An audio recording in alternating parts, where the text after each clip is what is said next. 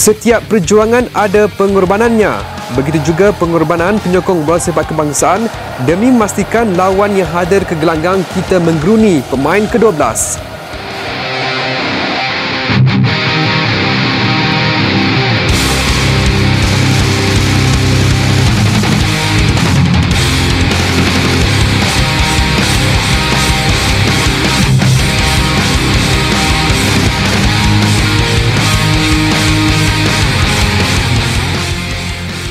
Itulah tanggungjawab kumpulan Ultra Malaya yang mengumpulkan ribuan rakyat Malaysia untuk memberi sokongan padu kepada Harimau Malaya.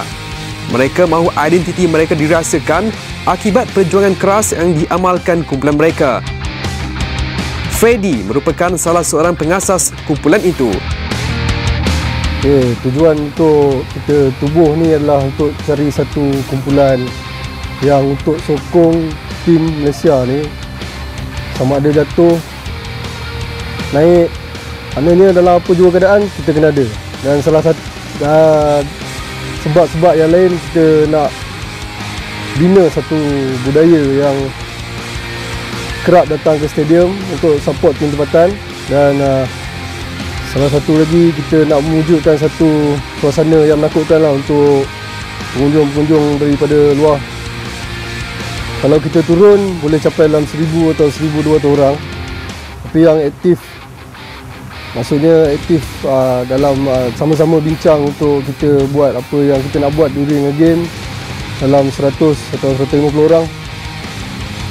Sebagai pemain ke-12, kita pun ada peranan untuk memainkan provokasi selain apa yang ada di tengah padang. Bila pemain-pemain lawan tengok penyokong-penyokong kita garang macam ni, secara tak langsung moral dia pun boleh down. Jadi kita pun secara tak langsung dapat membantu pemain kita dalam padang. Paling menakjubkan, semua ini dilakukan tanpa sokongan syarikat korporat ataupun mana-mana entiti besar. Sebaliknya hanya perjuangan yang kolektif menolak nilai komersial dalam bola sepak. Hanya satu isu berbangkit tentang nilai patriotik penyokong Malaysia yang timbul pada peranan Malaysia melawan 3 gergasi Liga Inggeris, Liverpool, Arsenal dan Chelsea. Isu tidak menyerung jersey atau warna kebangsaan sering disuarakan Ketua Jurulatih Kebangsaan, Datuk Keraja Global dan juga Jurulatih Sukan Olimpik Kebangsaan, Ong Kim Swee. Kumpulan Ultra Malayas ada jawapannya tersendiri. Sebenarnya kita seboleh-bolehnya nak mengelak nilai-nilai komersialisme dalam bola sepak. Jadi sebab tu kita, walaupun kita tak memakai jersey ataupun baju yang melambangkan Harimau Malaya, tapi kita tetap datang.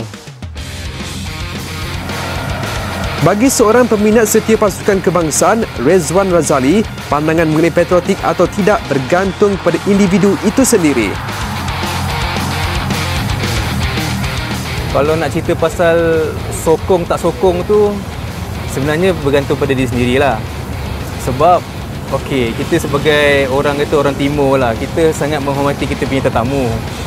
So kalau orang datang, kita akan buat orang tu macam they feel that they are at home. So macam dia orang datang, macam kita nak sambut dia orang, kita nak celebrate dia orang. Itu je isu dia. And then dalam salah satu cara nak menyambut kedatangan dia orang ni, so dia orang feel warm, dia orang feel welcome. Salah satunya cara ialah pakai jersey dia orang lah.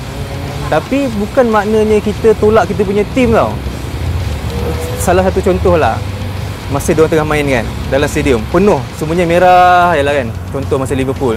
Tapi bila tim kita skor, semua berdiri, semua sokong. Apa maksud di situ? Maksud dia Malaysia tetap Malaysia, tapi sokong sokong tetap sokong. Tapi dari segi nak welcome diorang tu, itu pasal diorang kebanyakannya memang keseluruhannya lah pakai jersey diorang. Tim kita, itulah ungkapan yang penting bagi pasukan kebangsaan mengetahui kesetiaan rakyat Malaysia terhadap pasukan kebangsaan. Pernahkah anda terfikir untuk mengibar bendera Malaysia di tempat lawan seperti di Stadium Gelora Bung Karno, Indonesia di hadapan penyokong fanatik negara itu? Al-Fadli Awaludin pernah berhadapan situasi itu sehingga ditahan pihak berkuasa Indonesia. Mereka tak benarkan orang luar datang rumah mereka buat sesuka hati. Maksudnya mereka boleh buat kita ni takut nak datang rumah mereka. Macam itulah yang pada saya pandang, saya pergi nak tengok bola aja, bukan saya nak buat kacau ke apa kan. Saya nak tengok Malaysia menang. Saya nak tengok Malaysia melakar sejarah. Jadi itu je lah. Masa tu memang tak fikirlah sangat pun. Kita tahu ada orang cakap memang bahaya apa semua kan, tapi saya bukan tak nak fikir bahaya tu, tapi saya sebab pergi dengan objektif saya nak tengok bola, nak tengok Malaysia menang dan saya nak celebrate kemenangan tu. Namun, apa pula jadi kepada Liga Tempatan? Di mana penyokong setia negeri dan kelab masing-masing? Brian Chong masih mengingati ketika zaman kegemilangan bola sepak tempatan. Hopefully, people will start watching again. More people to watch again. I mean, the Premier League and like back 10 years ago when they used to have like Selangor and KL rivalries and all that. There used to be more. There was more support back then, as compared to now. So I don't know. I remember when I was like 14 and I used to go to Shalam Stadium to watch Selangor play. Yeah, those days were. It's missed lah. I think the support needs to be there again.